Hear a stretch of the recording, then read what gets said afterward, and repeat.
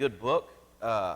Some people have requested a study on Revelation, and I think it's important to study Daniel before you jump into the book of Revelation because of the language and the symbolism that is used. And so we're gonna start looking at the book of Daniel this morning. And the book of Daniel is unique not only because it reveals some of the most important themes of prophecy, but also because of its structure. When you look at it, the first 6 chapters contain stories that we're all familiar with. And even children, the first 6 chapters, it's stories that the children love. And those of us who grew up in Sunday school learned all of these stories. And they have practical applications. But the last 6 chapters can be very challenging. So you go from the first 6 of these wonderful stories to the last 6 that can be very, very challenging, even for the advanced Bible student, because of the apocalyptic style in which it is written. So Daniel has been under attack probably more than any other book of prophecy, even more so than Revelation. Liberal theologians deny its integrity. They'll say that the book is just a forgery. But then you have fundamentalist theologians that they've distorted its message from the context, and they've allowed their imaginations to run wild, and they start throwing stuff in there that's not intended to be in there. And they go into the premillennial explanations to these figurative apocalyptic sections. And in view of these controversies over Daniel, again, we have to be careful that we do not insert preconceived ideas into its message. We've got to be very careful that we don't do that. First, and this is important with any study, first, you learn about its historical setting. That's what you need to understand, all right? When was this book written? What is going on during this time? So the historical setting, and then make certain that the interpretation accepted for these difficult passages follows 2 basic Bible rules of Bible study. Number 1, the explanation must agree in context with the book itself. Right? So you have to look at context. You can't just pull verses out and say, oh, this is what this means. You always have to look at context. But then number 2, it must be consistent with everything else that the Bible says on that subject. You can't say, well, the book of Daniel says this, the rest of Scripture says something completely different. It's got to match. It's got to be in context. And so let's begin looking, first of all, at the background. The background, the name Daniel, does anybody know what the name Daniel means? Daniel literally means God is my judge. God is my judge. He was a man of deep and abiding faith. If you look at verse 8 of chapter 1, it says that as a young man, he resolved not to defile himself. So even as a young man, he was grounded in this deep faith. He did this even though at the time he was disobeying a command of the king under who he was captive. Excuse me. And the principle to obey God above man guided him throughout his entire life. And you can see that. And you'll see this as we go through this book. And it was exemplified again and again, even as an old man, perhaps near 90 years old. Anybody remember what happened when he was roughly around 90 years old? Where did he get thrown into? Lion's den, that's exactly right. All right, 90-year-old man gets thrown in with a bunch of lions. Daniel was blessed by God because of his faith. He served as a statesman, counselor, prophet of God to the kings of Babylon, and later to the kings of the Medes and Persians. And he fearlessly announced to heathen kings that God rules in the kingdom of men. He was not ashamed. He knew the consequences, but he was not ashamed. He was a contemporary of both Jeremiah and Ezekiel. Although, again, there's no reference that indicates either of these men spent time together or anything like that. But they're roughly around the same time. Jeremiah was probably 20 years or more older than both Ezekiel and Daniel. Who it's estimated that Ezekiel and Daniel were probably around the same age. The three prophets did their work in different places. Jeremiah remained in Jerusalem from 626 to about 586 BC. Daniel lived in the capital city of Babylon from 605 to 534 BC. And Ezekiel was in Babylonia with the Jewish exiles from 592 to about 570 BC. So again, they're all around the same period of time here. We don't know anything about his personal life other than what is revealed in the book. Anything else would be speculation. In earlier times, we hear the term eunuch. That was used to refer to those of nobility instead of having our common usage of what we think of eunuchs today. This term was used back then as a term of nobility. And so therefore, whether or not Daniel was married is uncertain. We don't know. It's not mentioned. But the date of his work runs from about 605 to 534 BC. And he was one of the first taken into captivity to Babylon from Jerusalem in 605 BC. And he was there for how long, you remember? Yeah, his entire life. That's exactly right. In Daniel chapter 1 and verse 1, it says, "In the third year of the reign of Jehoiakim, king of Judah, Nebuchadnezzar, king of Babylon, came to Jerusalem and besieged it." And then when you drop down to verse 21, it says, "And Daniel was there until the first year of King Cyrus." And then if you look over at chapter 10, "In the third year of Cyrus, king of Persia, a word was revealed to Daniel, who was named Belteshazzar, and the word was true, and it was a great conflict. And he understood the word and had understanding of the vision."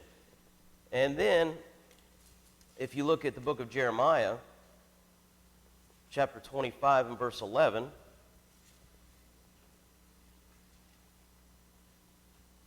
"This whole land shall become a ruin and a waste, and these nations shall serve the king of Babylon 70 years.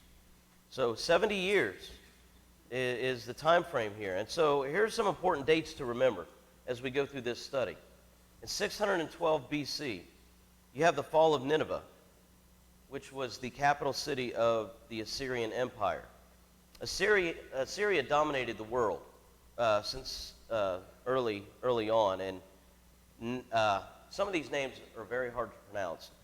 Nabopolassar, I guess is how you say it, came to the throne of Babylon, and he successfully rebelled against, from the Assyrians in 612 BC.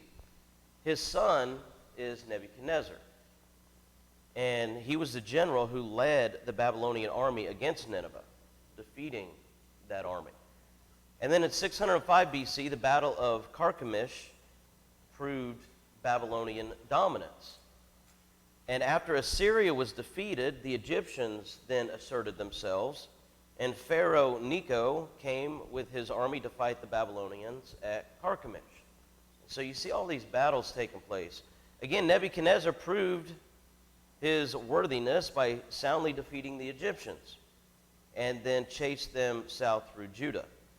And then at Jerusalem, however, he learned of the death of his father. And immediately he returned to Babylon to assume his father's throne, but he took with him certain hostages of the Jews. Daniel and, what were his friends' names? Shadrach, Meshach, and Abednego were the first, those of the first captives taken in Babylon. And again, we're just not told exactly how many others were included in that. We just know of those. In 597 BC, a second remnant was taken to Babylon, including Ezekiel. And Jehoiakim had followed the reign of his father Jehoiakim. However, he lasted only 3 months before Nebuchadnezzar came to remove this king, and 10,000 Jews were taken, among whom again was Ezekiel. And you can read about that in the book of 2 Kings as well as Ezekiel. But in 586 BC, Jerusalem fell and the temple was then destroyed. Zedekiah had been installed ruler in Jerusalem, but Zedekiah was a weak ruler. And finally, 11 years later, the Babylonian army totally devastated Jerusalem. And again, you can read about that in 2 Kings chapter 25. But most of the Jews who were not killed were taken to Babylon. And Jeremiah chose to remain behind with a few survivors. In 536, Babylon falls and the first remnant returns to Jerusalem. Cyrus, the Persian king, sends the first remnant back to Jerusalem. And then 457 BC, a second remnant returns with Ezra. The nation is reorganized and the word of the Lord is read. And then 444 BC, a third remnant returns with Nehemiah. And so, again, what about the theme? What about the theme of the book of Daniel? Well, the theme of the book is God rules in the kingdom of men.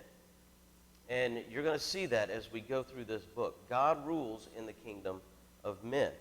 You know, and it's a good thing for us to understand because we live in a day and time where we're so worried about rulers and what's going to happen. And, you know, sometimes we lose sight of the fact that God still rules in the kingdom of men. God was ruling while Daniel and his friends were in captivity in Babylon. God never left them. He was with them. And God still rules today, whether we have good leaders, whether we have bad leaders. God still rules. He's still in charge. And we always have to take courage in that. Any thoughts before we dive into the book of Daniel here? Carol? I think it's interesting to see Daniel and the other exceptional Jewish boys being taken to a Gentile king and all the dominance of the Gentiles, as you just told the story here. But the message of Daniel has to do with the Christ and his kingdom. So it gives us that opportunity to see the physical world with its government, but God's eternal world with it. And we see nations against nations, but God working it all.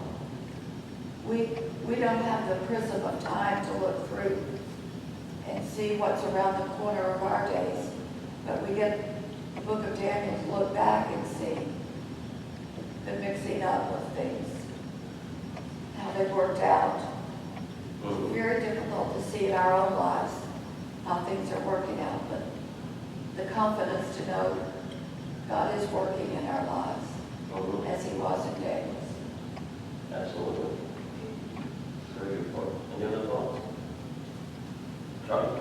I've always been struck by the fact that Daniel is never spoken about any flaw in him. Right. That's always been a shock to me. Just, wow. Yeah. Very good point, Russ. The first thing that he does is he carries away the nobility or Israel as hostages to try to make Israel behave. And these are the nobility. First of all, they haven't had a great track record up until this point with their kings and their nobility. And it is kind of strange to see from, well, Hezekiah was probably the last king to have the kind of moral attitude when it came to God. But it is kind of strange to see that in the nobility that comes out of Israel as hostages, there are men that are still followers of God. So that is something that is kind of surprising, reading through both Chronicles and Kings to see the progression, the degression, I would call it, of Israel. Yeah. But to actually see when they finally go into captivity, there are actually still men in the ruling class that are followers of God. So, Absolutely. Excuse me.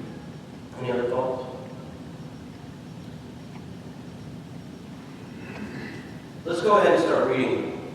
Beginning in verse 1. It says, "In the third year of the reign of Jehoiakim, king of Judah, Nebuchadnezzar, king of Babylon, came to Jerusalem and besieged it. And the Lord gave Jehoiakim, king of Judah, into his hand with some of the vessels of the house of God. And he brought them to the land of Shinar, to the house of his God, and placed the vessels in the treasury of his God. Then the king commanded Ashpenaz, his chief eunuch, to bring some of the people of Israel, both of the royal family and of the nobility, youths without blemish, of good appearance and skillful in all wisdom, endowed with knowledge, understanding, learning, and competent to stand in the king's palace, and to teach them the literature and language of the Chaldeans. The king assigned them a daily portion of the food that the king ate, and of the wine that he drank. They were to be educated for 3 years, and at the end of that time they were to stand before the king. Among these were Daniel, Hananiah, Mishael, and Azariah of the tribe of Judah. And the chief of the eunuchs gave them names. Daniel he called Belteshazzar, Hananiah he called Shadrach, Mishael he called Meshach, and Azariah he called Abednego." You can see in the first 7 verses that Daniel and his 3 friends are selected for this special training. The beginning of Daniel's captivity is given as the 3rd year of Jehoiakim's reign. Now, critics like to refer to this passage as proof of contradictions because Jeremiah chapter 25 and verse 1 says that the 4th year of Jehoiakim was the 1st year of Nebuchadnezzar.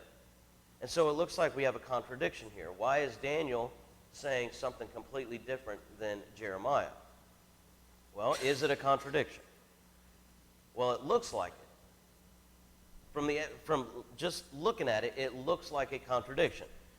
Because in Jeremiah chapter 25 and verse 1, I'll go ahead and read it. Jeremiah chapter 25 and verse 1.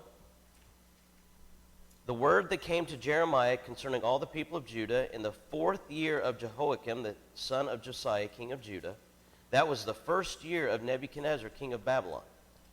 And then when you come back over here, in Daniel it says, "In the 3rd year of the reign of Jehoiakim, king of Judah, Nebuchadnezzar, king of Babylon, came to Jerusalem and besieged it." So what is going on? There really is no contradiction. Again, if you just look at it, and people will do that, and they'll say, see, you can't trust it. There's a contradiction. Well, Jeremiah is speaking from a Hebrew viewpoint, whereas Daniel is speaking from a Babylonian viewpoint.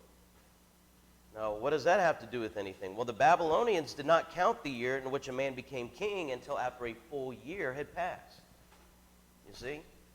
That's how the Babylonians did it.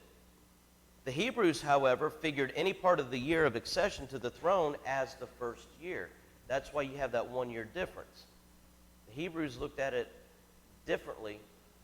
The calendar year, or that year of reign, the Hebrews looked at it differently than the Babylonians. Jeremiah's coming from a Hebrew standpoint. Daniel's coming from a Babylonian standpoint. So that means that the Hebrew 4th year would be equivalent to the Babylonians' 3rd year. Does everybody follow that? Okay. Yeah. So it's like, we have a president, and he gets through that 1st year. Some people will say that's his 1st year. All right? Others may say that doesn't happen until you don't consider, or some people will say during that 1st year is his 1st year. Others will say that 1st year doesn't start until after he's been in a year in office. And so that's why you see 2 different dates. That's why you see 4th year and 3rd year. But as we mentioned before this invasion of Jerusalem, Nebuchadnezzar had defeated Egypt at Carchemish, which clearly proved Babylon as the world ruling power. He pursued the Egyptians as far south as Jerusalem, where he learned the death of his father. He then returned to Babylon to assume the throne, but took these Jewish captives and treasures from the temple of the land of Shinar, which is the area of Babylon also known as Chaldea. Again, the keynotes, the theme of the prophecy of Daniel, again, is that God rules in the kingdom of men. We're not told how many captives were taken. We know Daniel and his 3 friends. Remember this date, 605 BC. That's the beginning of the captivity of Judah, 605 BC. Nebuchadnezzar came against Jerusalem 2 more times. But he commissioned Ashpenaz, the chief of his servants, to select some of these young Jewish nobles to be trained in the Chaldean way, in their wisdom, in their culture. And so the word youths denotes, again, their young age. These were young men. How old? Don't know. It doesn't say. We just know that they were young. They were youth. Most scholars think Daniel was between the ages of 14 and 20. Possibly, that's what they conclude. It's a good guess, but we can't say for sure. But maybe between the ages of 14 and 20. But regardless, he was a young man. He was a handsome man and intelligent. And now he's selected for an honored role in the kingdom of Nebuchadnezzar. Now, these advantages, when you're going to be there with the king and you're going to be trained by the king, as a young man, what does that tempt you to do? Right? Get a swelled head? Absolutely. All right? Again, and we've said this before many, many times, man has not changed. Man has always thought and acted the same from the beginning of time till 2022, almost 2023. And man's always going to think the same way and act the same way and do the same thing. And so young kids during this time would be easy for them to get a swelled head. Look what I get to do. This is great. But Daniel never forgot that his first duty above everything else was what? Serving God. That's exactly right. Now again, if the age range is accurate, anywhere from 14 to 20, that says a lot about Daniel. Let's put him at a younger age at 14.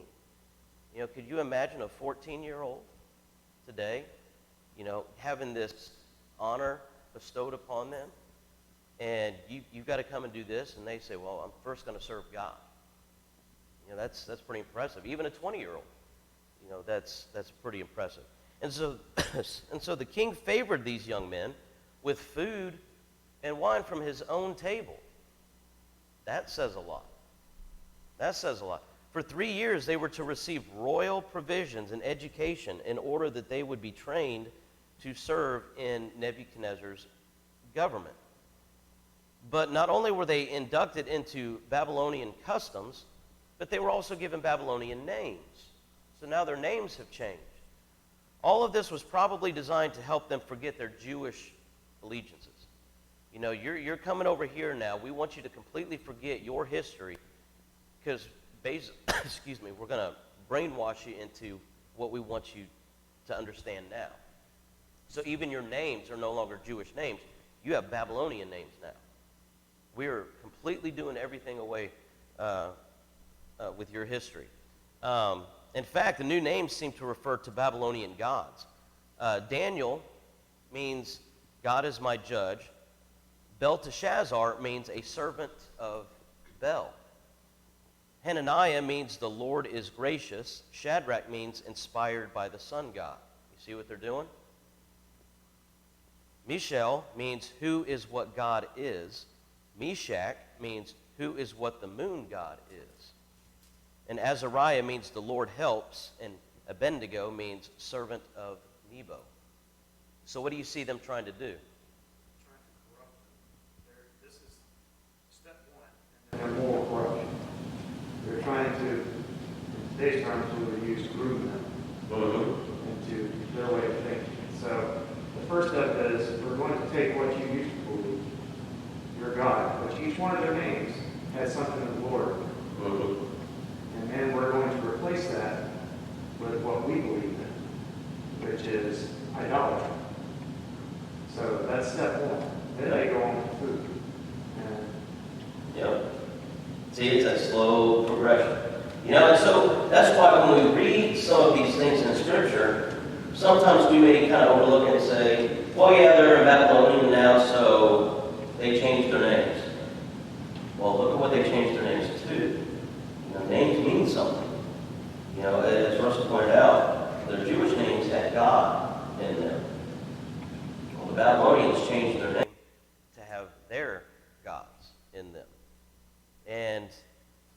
But I want you to notice, again, in verse 8. In verse 8, notice what it says. It says, "But Daniel resolved that he would not defile himself with the king's food or with the wine that he drank. Therefore he asked the chief of the eunuchs to allow him not to defile himself." They could change Daniel's name. You notice he doesn't say anything about, no, don't change my name. Change my name. But now when you want me to start doing something that I don't feel comfortable with, what does he say?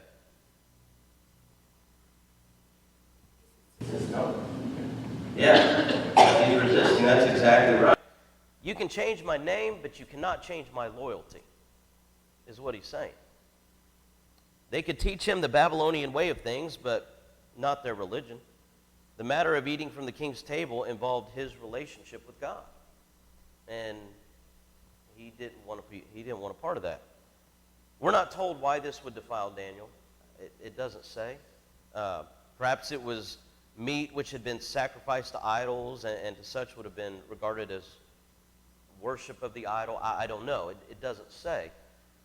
But Paul talks about that in 1 Corinthians chapter 10 and verse 28. Or maybe it was food forbidden to Hebrews as unclean, or meat which was, improperly cooked, or it could have been a number of things. But the fact is, Daniel resolved not to defile himself. Something bothered him. It went against his beliefs in his God, and so he was not going to partake in that. We also see where Ashpenaz, the chief of the eunuch, in verses 9 and 10, liked Daniel. But his own life was endangered if it were discovered that he had not carried out the king's orders. And so he reasoned that if they did not eat the king's meat and drink the king's wine, then their appearance would then soon show it. And he would be put to death. And so what did Daniel do?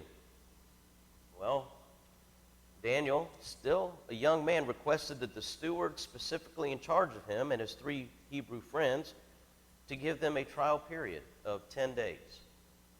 Just give us 10 days. He persuaded him to feed them vegetables to eat and water to drink. So, give us 10 days. Give us vegetables and water. Well, at the end of the trial period, you remember what the steward noticed? It's extraordinary because Daniel didn't have a concept of the Lord being a genie, so there's no way he could have known that this was going to happen either. Right. He was doing this by faith. He was hoping that the Lord would do something to keep him from having to sin. Yep. So, Yep. And so he noticed that they looked better than everybody else. And so he granted them their request of vegetables and water for the entire training period. So again, Daniel's put his faith in God. Well, at the end of this trial period, he noticed that they were better. But then when you get down to verses 17 through 21, we see where God rewards his faithful servants. Look at verses 17 through 21. As for these 4 youths, God gave them learning and skill in all literature and wisdom. And Daniel had understanding in all visions and dreams. At the end of the time, when the king had commanded that they should be brought in, the chief of the eunuchs brought them in before Nebuchadnezzar. And the king spoke with them, and among all of them none was found like Daniel, Hananiah, Mishael, and Azariah. Therefore they stood before the king. And in every matter of wisdom and understanding about which the king inquired of them, he found them 10 times better than all the magicians and enchanters that were in all his kingdom. And Daniel was there until the first year of King Cyrus. The success of these 4 Hebrew men was a result of the Lord blessing them. They had not turned their back on God. God was not going to turn his back on them. God gave them skill in all learning and wisdom. Daniel was given special ability in understanding visions and dreams. Again, God blessed him with that. And so they're brought before the king and examined after completing this 3 years of training. And Daniel and his 3 friends stood out above everybody else. How much better did the king find these men? It says 10 times better. We use that terminology, right? That's 10 times better than this. What do we mean when we say that's 10 times better? Yeah, exactly. That is a whole lot better. And that's how King Nebuchadnezzar found these 4 men. These guys are so much, they're far above everybody else. And so they were appointed to the king's regular staff of advisors. And he continued even to the first year of King Cyrus, which shows that he survived into the new empire. Actually, Daniel chapter 10 and verse 1 states that he received a vision in the 3rd year of Cyrus.